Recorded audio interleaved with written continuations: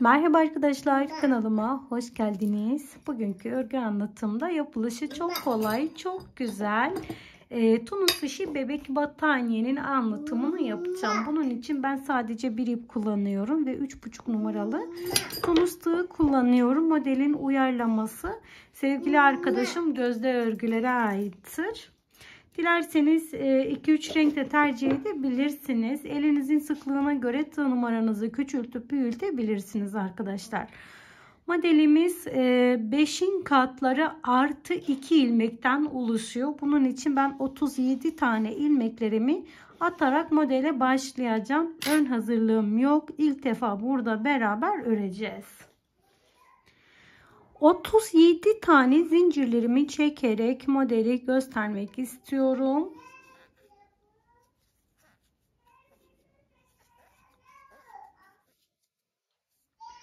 ...37 tane ilmeklerimi çektim. Yani zincirlerimi çektim. Şimdi her bir zincirin içinde bir tane ilmek alıyorum.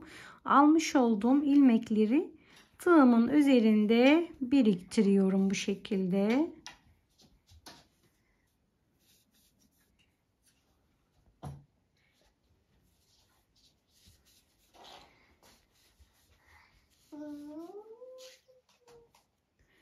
Bütün ilmekleri aldım. Şimdi geri gelme işlemini yapıyorum. Geri gelirken bütün ilmeklerimi çift olarak çekiyorum.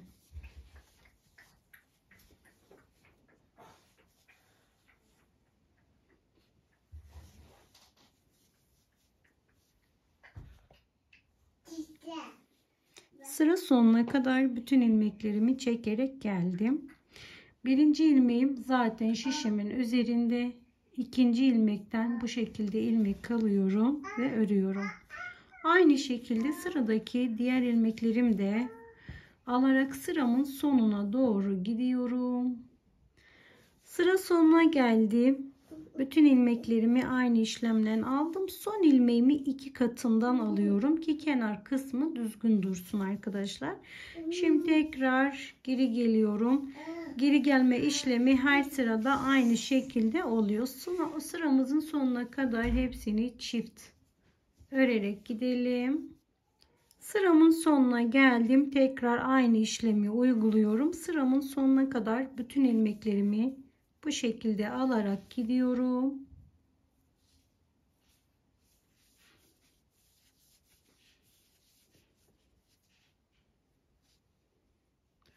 Sıra sonuna geldim. Son ilmeğimi yine 2 katından alıyorum ve tekrar geri geliyorum. Hepsini 2 çekerek.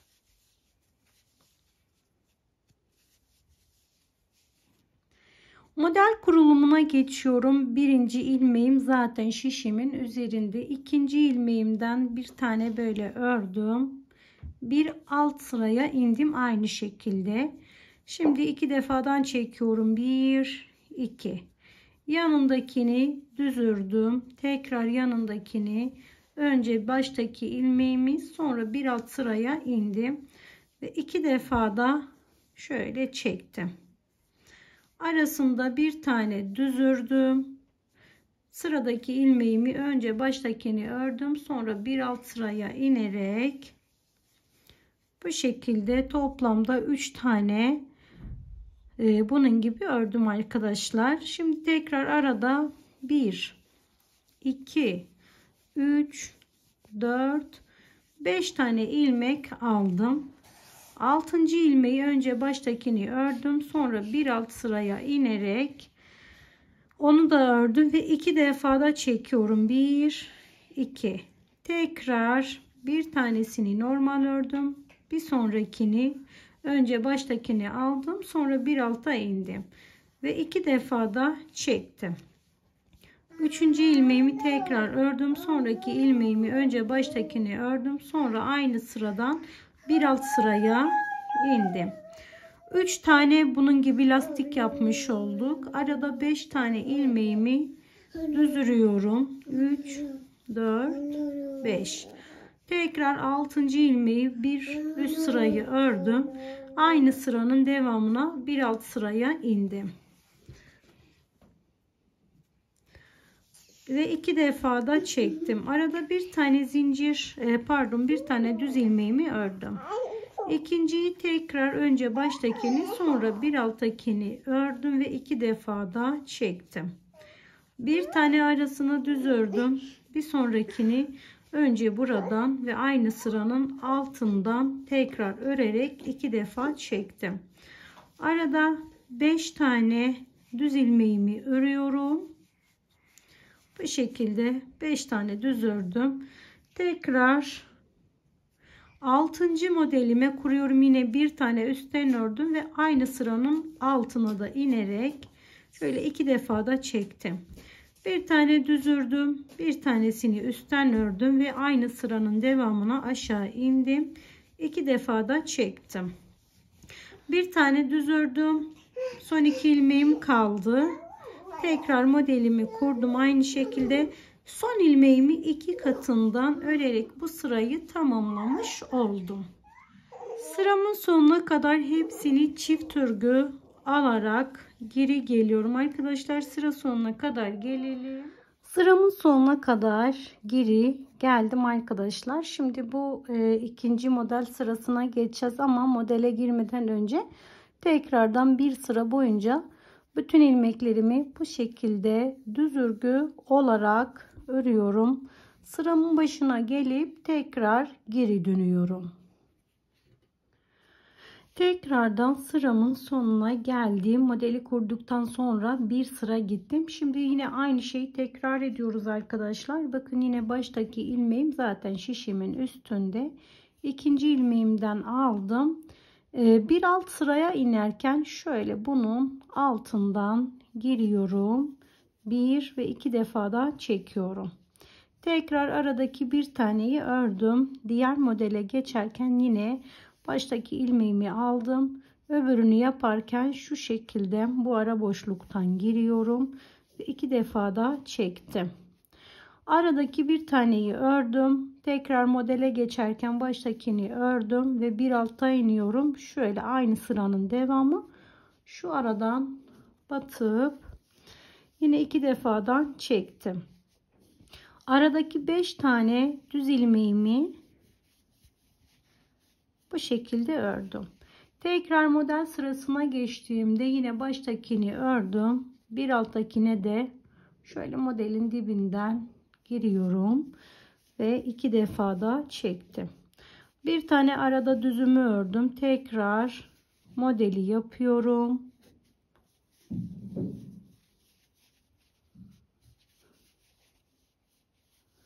Modeli isterseniz 2 defa tekrar edin, isterseniz 3 defa tekrar edin. Eğer ipiniz ince ise 3 defa tekrar edin. Benim ipim kalın, yine de 3 defa tekrar edeceğim. 3 defa olursa daha güzel olur arkadaşlar. Bakın bu şekilde.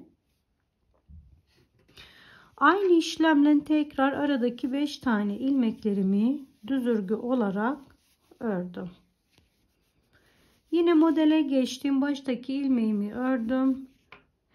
İkinci ilmeğimi örerken bakın yine aşağı iniyorum modelin olduğu yerden. 2 defa da çektim. Bir tane ara ilmeğim, tekrar modele geçiyorum.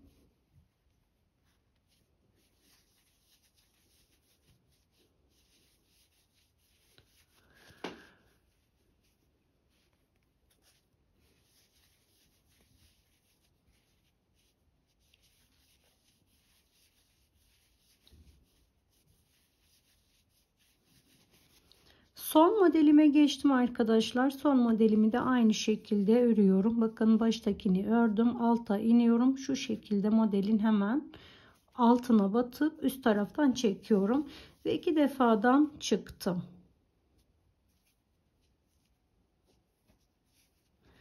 Aradaki bir tane düzümü ördüm. Yine baştakini örüyorum. Bir alttakine inerken böyle alttan batıp üstten çıkıyorum.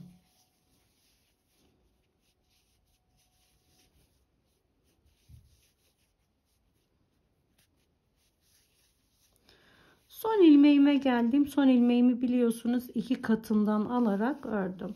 Şimdi tekrar sıramızın sonuna kadar geri gelelim Yine bir sıra düz örerek gelip tekrardan geri dönelim. Tekrar sıramın başına geldim arkadaşlar. Şimdi 3. kez modeli tekrar ediyorum. Yine aynı şekilde birinci ilmeğim zaten şişimin üstünde.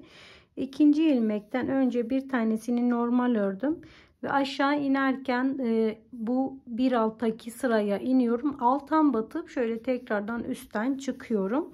Yine 2 defadan çekiyorum. Yine aradaki bir tane ilmeğimi ördüm. Hemen sıradakine geliyorum. Bir tane normal ördüm. Alt sıranın altına batırıp şöyle üstten çıktım.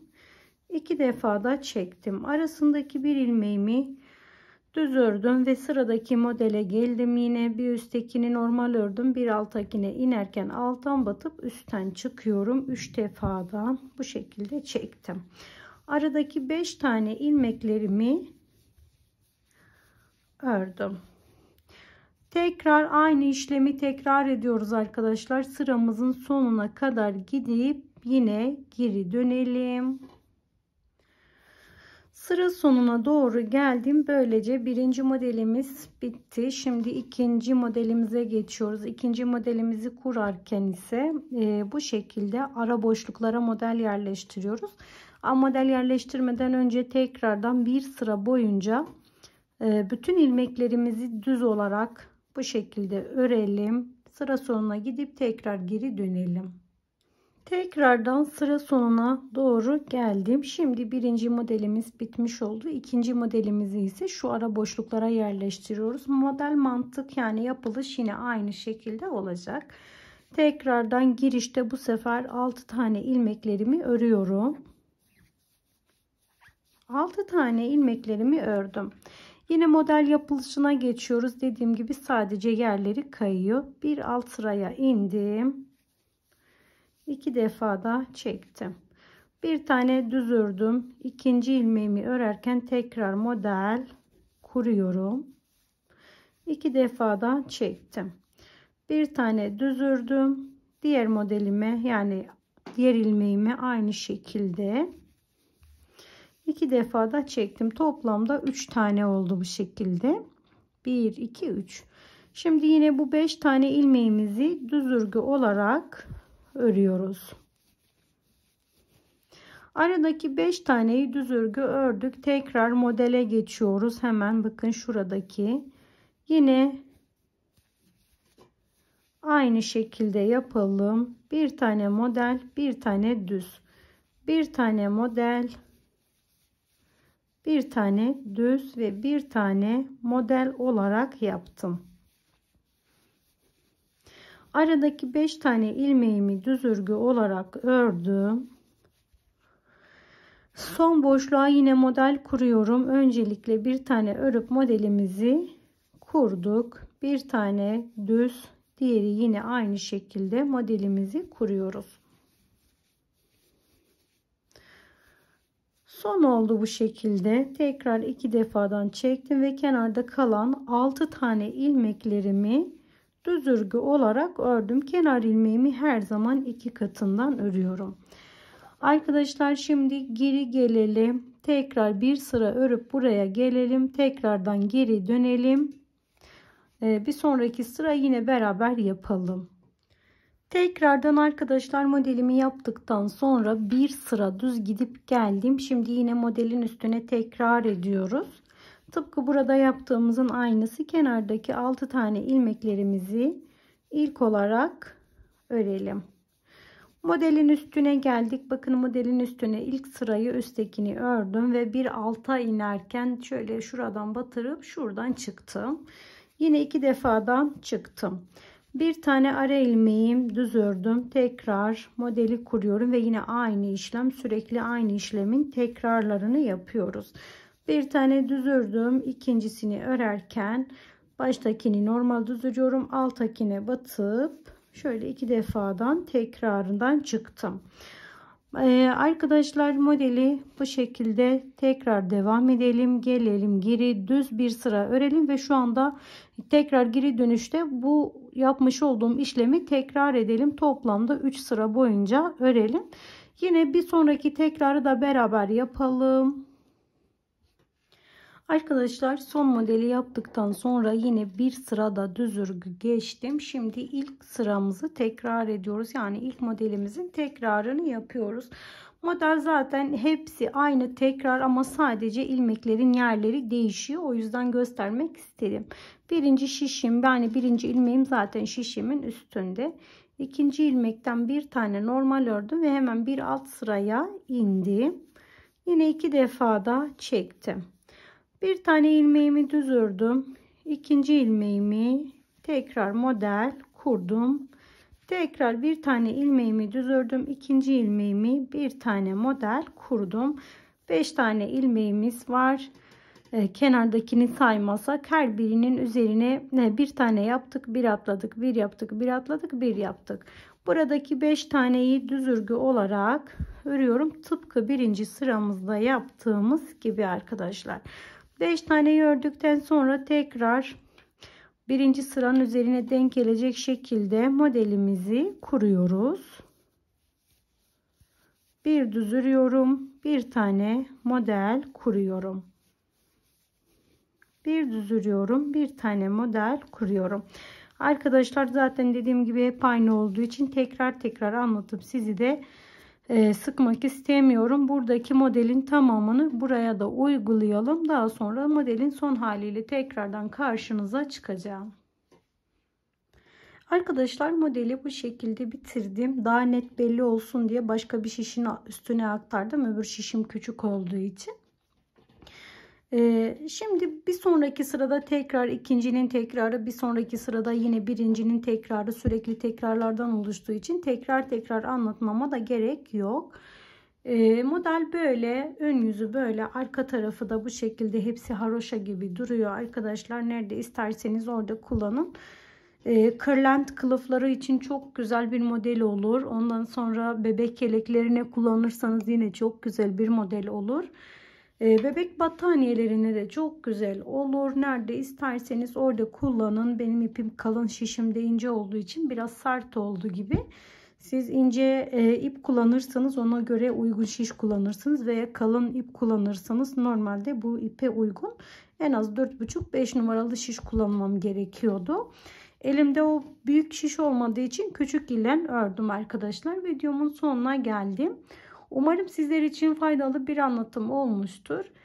İzlediğiniz için çok teşekkür ediyorum. Başka bir videoda görüşmek dileğiyle. Şimdilik hoşça kalın, sağlıkla kalın.